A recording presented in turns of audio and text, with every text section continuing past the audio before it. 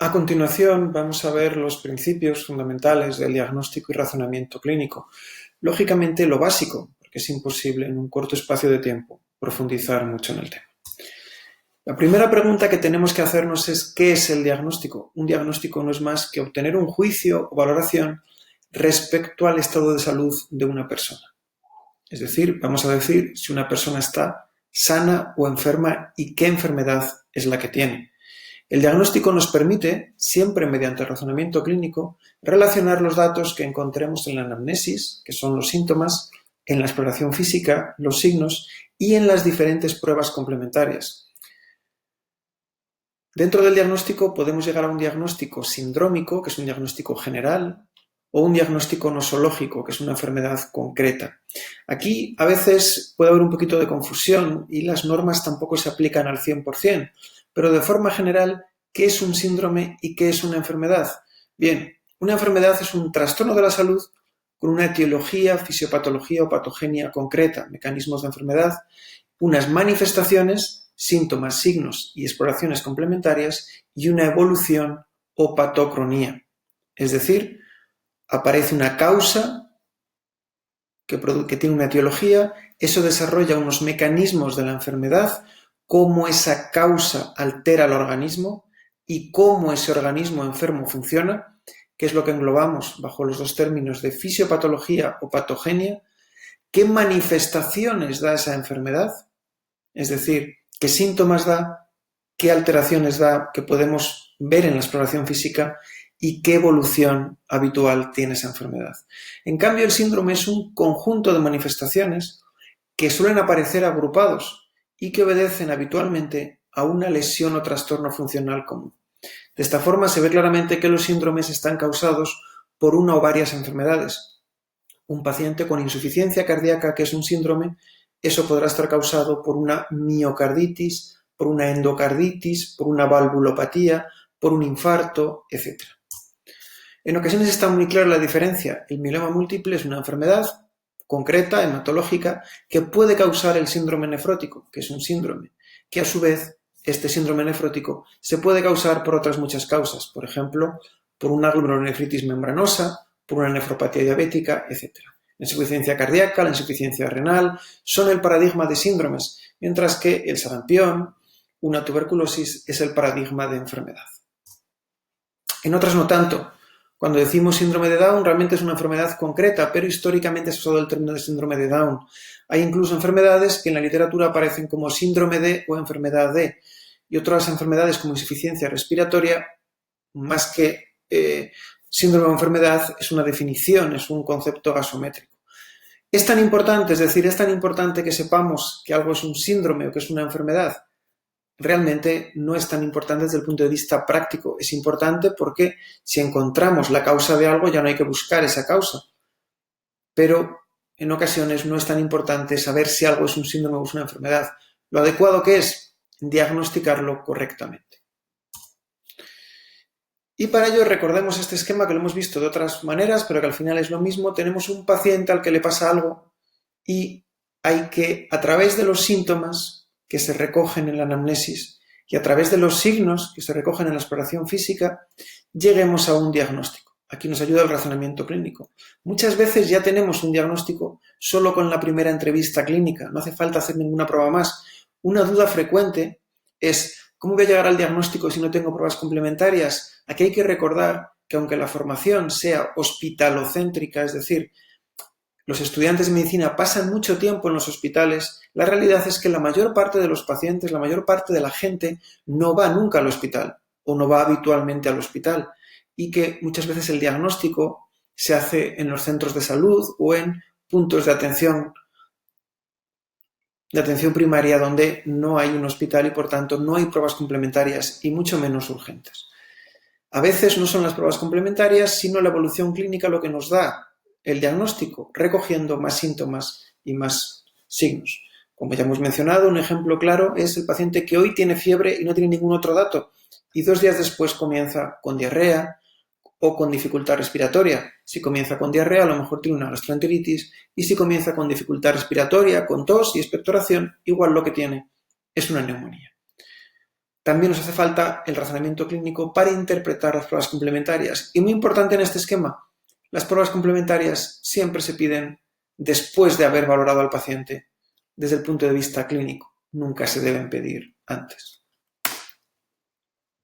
De esta forma, la anamnesis y la exploración física nos permiten formar una probabilidad de enfermedad o diagnóstico. Si no es definitivo, realizaremos más pruebas o recogeremos nuevos datos que modifican esta probabilidad y así hasta conseguir un diagnóstico definitivo. De esta forma tendremos lo que llamamos un diagnóstico inicial de presunción, que también se conoce con los nombres de impresión diagnóstica, orientación diagnóstica o juicio diagnóstico. Y luego tendremos un diagnóstico definitivo. En ocasiones, un paciente puede estar ingresado un mes en el hospital o tener en consulta 4 visitas y que no consigamos llegar a un diagnóstico definitivo. Por ejemplo, diagnósticos definitivos, cirrosis hepática de origen enólico. No podemos añadir nada más. A lo mejor nos hemos confundido y el diagnóstico es diferente, pero ya es un diagnóstico definitivo. Hemocromatosis con afectación cardíaca y pancreática. Diabetes mellitus secundaria hemocromatosis o insuficiencia cardíaca secundaria hemocromatosis. Son diagnósticos cerrados. Podemos enriquecerlos con el año en el que se han producido, con, por ejemplo, en este caso, el tipo de gen alterado, la mutación concreta alterada, si es diabetes insulino dependiente o no, pero ya es un diagnóstico cerrado, ya sabemos lo que le pasa al paciente.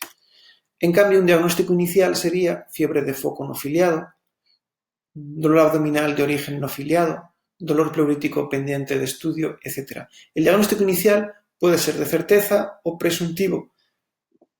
Un herpes labial ya es un diagnóstico de certeza. Es decir, es el primer diagnóstico, pero a la vez es el diagnóstico definitivo, salvo que tengamos que hacer alguna prueba para confirmarlo porque nos quedan dudas. Aquí es muy difícil dar unas normas claras de cuándo hay que pedir pruebas o no, es la clínica la que lo manda. Un paciente con una erupción cutánea compatible con varicela y que además no está vacunado y que un familiar suyo ha tenido varicela recientemente, no hacemos ninguna otra prueba. En cambio, si es un paciente con un exantema que parece claramente varicela, pero es inmunodeprimido, con lo que hace falta tener muy claro qué enfermedad tiene, o está vacunado y no nos encaja que tenga varicela, en esos casos a lo mejor sí que hay que hacer las pruebas complementarias, aunque clínicamente sea muy claro. Siempre hay que hacer un balance entre la situación del paciente y lo claro que tenemos el diagnóstico. Un diagnóstico muy claro en un paciente en el que la actitud no se va a modificar, no hay que hacer más pruebas complementarias, pero un diagnóstico a lo mejor con idénticos datos clínicos, pero en un paciente inmunodeprimido, donde es muy importante saber si hay que ponerle un tratamiento o no, sí que nos obliga a hacer pruebas complementarias. Como veis, siempre volvemos al esquema inicial. Tenemos un paciente y según lo que le ocurra, hay que hacer cosas. Nunca podemos dar unas instrucciones que valgan para el 100% de los pacientes. Entonces, tenemos diagnóstico de estas pruebas complementarias, fiebre de origen desconocido, es decir, tenemos un diagnóstico inicial que es fiebre de origen desconocido, hacemos pruebas y sigue siendo fiebre de origen desconocido. Dolor abdominal de origen no filiado, también después de pruebas complementarias, no podemos saber todo. Adenocarcinoma de colon, hacemos una colonoscopia, tomamos una biopsia y tenemos una muestra y la diagnosticamos. Hiponatremia secundaria SIADH, es un diagnóstico. Aquí podemos incluso añadir más del SIADH, secundario a un tumor de pulmón, etc. ¿Qué es importante, por tanto? Saber lo que podemos decir y lo que no en función de los datos disponibles. Si diagnosticamos a un paciente de insuficiencia respiratoria sin una gasometría, nos estaremos confundiendo. Si diagnosticamos a un paciente de cáncer de colon sin tener la biopsia, nos podemos confundir y además en un diagnóstico muy serio. Por tanto, ¿qué podremos decir? Si hay una colonoscopia con una masa ulcerada, con una pinta de cáncer de colon, probable adenocarcinoma de colon pendiente de biopsia. El diagnóstico inicial suele, muy importante esto, suele ser mucho más abierto y genérico que el diagnóstico después de las pruebas complementarias. Por ejemplo, nódulo pulmonar para estudio es un diagnóstico después de una radiografía, pero si hacemos un escáner, una biopsia, podremos cerrar ese diagnóstico, ¿de acuerdo? Siempre muy importante, recordad que en medicina hay una incertidumbre diagnóstica importante. A veces, incluso haciendo muchas pruebas complementarias, no sabemos con certeza lo que tiene el paciente. Después de todo esto que hemos comentado, por tanto, ¿qué necesitamos para hacer un diagnóstico? En primer lugar, conocer las enfermedades, por eso hay que estudiar toda la parte teórica. Si no sabemos qué es la cardiopatía isquémica, nunca la podremos diagnosticar. Si no sabemos qué es la varicela, jamás la podremos diagnosticar. ¿Y qué hay que saber de las enfermedades? ¿Qué es lo relevante? Su prevalencia. Si sabemos que una enfermedad es muy frecuente en niños pequeños, tendremos mejor ojo diagnóstico que si no sabemos ese dato y nos presentan un niño con esas características. Si una enfermedad es muy frecuente en África, pero muy poco frecuente en España, no tendremos que ponerla como primera opción diagnóstica. En cambio, sí en un paciente que viene de un determinado país. Las manifestaciones, si no sabemos que el dolor epigástrico es un síntoma de pancreatitis, ante un paciente con pancreatitis estaremos bastante perdidos y nunca pensaremos en esta enfermedad. Y luego en ocasiones hace falta conocer los criterios diagnósticos concretos, es decir, hay enfermedades en las que para poder decir este paciente tiene esto, para poder clasificarlo hay criterios diagnósticos. Esto se irá estudiando en las diferentes asignaturas, en las diferentes áreas de la medicina. ¿Qué es también muy importante? Cómo recoger síntomas y signos. Si no preguntamos bien las cosas, no sabremos lo que tiene el paciente. Si no sabemos tocar una hepatomegalia, no podremos saber si un paciente la tiene o no. Y finalmente, como no se nos escapa, que es básico, el razonamiento clínico. Saber lo que tiene el paciente y lo que no y poder interpretarlo. Por tanto, ¿para qué sirve la anamnesis, exploración física y las pruebas complementarias? Para llegar a un diagnóstico, es evidente. Si tenemos un diagnóstico, a partir de ahí podremos establecer un tratamiento y establecer un pronóstico. ¿Y cómo diagnosticamos a través de esto? Bien, si un dato característico de una enfermedad está presente, el diagnóstico es más probable. Y si está ausente, el diagnóstico es menos probable. Esto es básico en medicina. Y aquí viene un concepto fundamental, que es que la medicina es una ciencia con un paradigma científico cuantitativo. Es una ciencia empírica. Como dijo Galileo, mide lo que sea medible y haz medible lo que no lo sea. En medicina intentamos medir todo. Un paciente en una historia clínica no tiene fiebre. Esto lo dice el paciente. Nosotros tenemos que preguntarle cuánta fiebre. No es igual 39 que 37,4. No olvidemos que hay pacientes que dicen, yo es que unas décimas ya son fiebre. Bueno, puede ser, pero hay que registrarlo. No es igual decir, el corazón le va muy rápido. No, la frecuencia cardíaca tiene un valor. 120, 80 o 54. ¿De acuerdo? Todo lo que se pueda medir, pesar, graduar, cuantificar, hay que hacerlo en medicina. Ya lo hemos comentado hablando de pruebas complementarias, hablando de anamnesis, pero es fundamental recordarlo.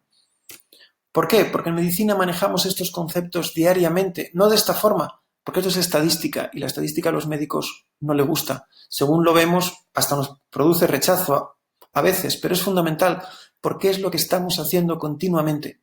Formarnos una probabilidad pretest de lo que tiene el paciente, elegir pruebas según su sensibilidad y especificidad, interpretarlas de acuerdo a su valor predictivo negativo y positivo y finalmente llegar a otro diagnóstico, a otra probabilidad post-test. Estos conceptos aplican tanto a síntomas como a signos como a pruebas complementarias. Esto es muy importante. Es decir, tenemos un paciente con fiebre y tos.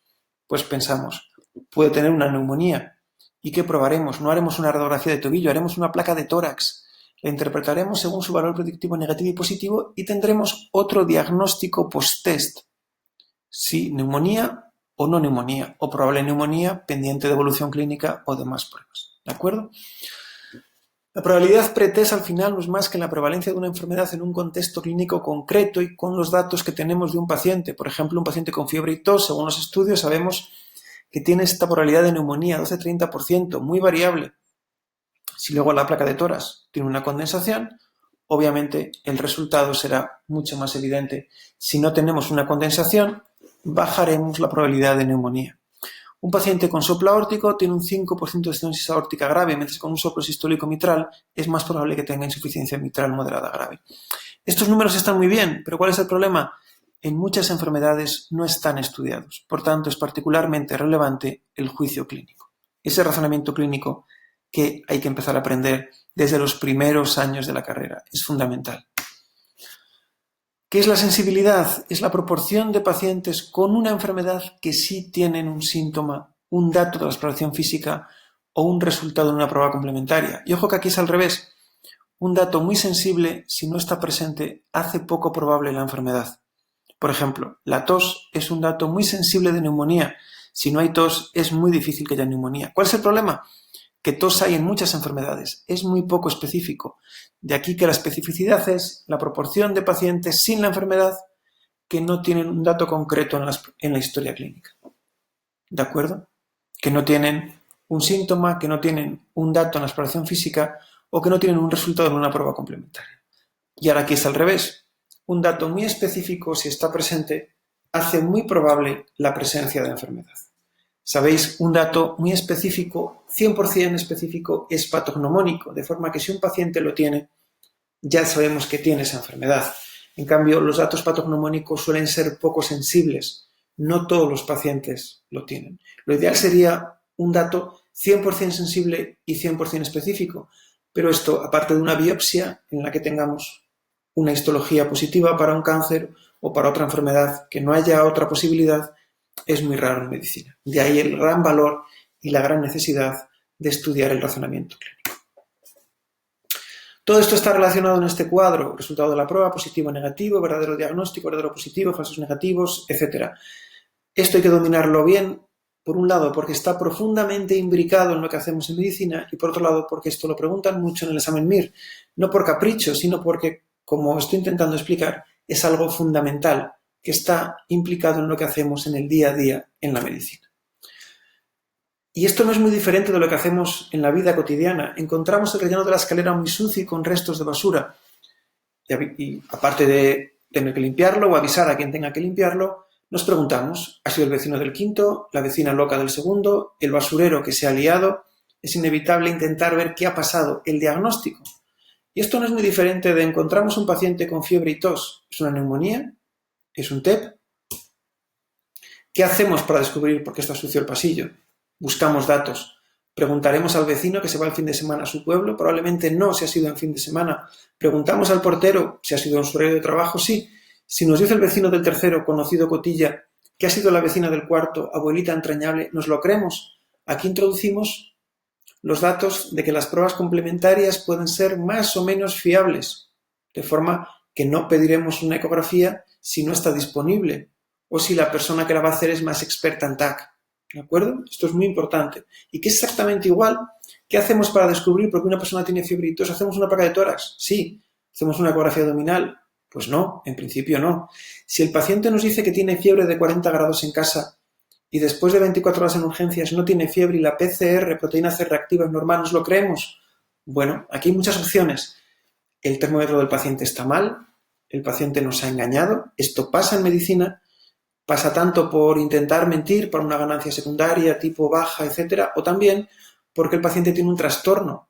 Si una mujer es capaz de dar a su hijo de comer cristales para que sangre y vaya al hospital, esto es un síndrome psiquiátrico, todo es posible en medicina. Si una paciente es capaz de inyectarse heces en el brazo para hacerse abscesos y tener fiebre, todo es posible en medicina. A veces los pacientes nos engañan porque no saben de medicina y nos cuentan cosas que creen que es cierto, pero también hay que tener en cuenta que es posible el error porque el paciente no esté diciendo la verdad. Y también, por supuesto, porque las pruebas fallen o porque el sistema falle, porque el radiólogo informe el escáner de una forma, pero otro escáner al día siguiente con otros datos nos da información diferente. Sí, los escáneres, las ecografías también se pueden confundir, entre comillas, en el sentido de que no son pruebas que tengan una sensibilidad del 100%.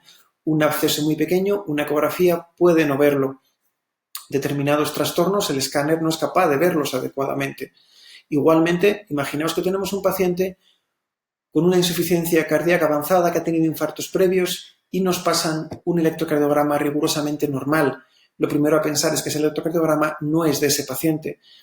Hay pequeños errores en la práctica clínica que es imposible evitarlos. Si vemos a 500 pacientes, en alguno habrá algún error.